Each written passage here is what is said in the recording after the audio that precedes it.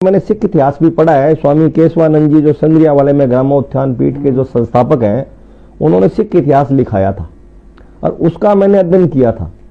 तो श्री गुरु नानक देव जी को भी जीवन में 4 उदासियां आई हैं। जब उनको उदासी आती थी तो वो घर से भ्रमण के लिए निकल जाते थे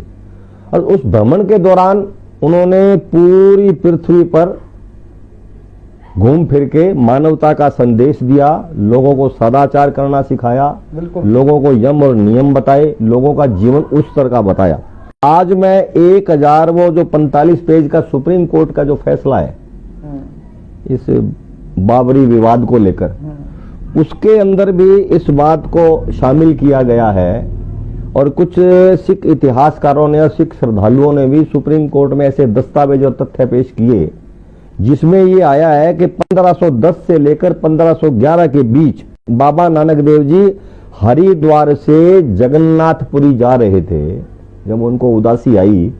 तो उस समय बाबा नानक देव जी अयोध्या में सरयू नदी के किनारे, जहां आज वर्तमान में ब्रह्मकुंड साहब गुरुद्वारा साहब है, वहां उन्होंने बैठकर तप किया था, ऐसा जिक्र आया है। 1668 में 9वीं पातशाही श्री गुरु तेग बहादुर हिंद की चादर, जिनके बारे में मैं बचपन में संघ की शाखाओं में गीत भी गाया करता था कि पिता वारे ते लाल चारो वारे, ओ हिंद तेरी शान बदले। कि हिंद की शान बदलने के लिए जिन्होंने अपनी कुर्बानी करी, 9वीं पातशाही प्रातः स्मरणीय श्री गुरु तेग बहादुर जी, जिन्हें बाबा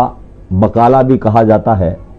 आप 1668 में जब आसाम से आनंदपुर साहब जा रहे थे, उस समय आप अयोध्या में आए और कहा जाता है कि उन्होंने 48 घंटे तक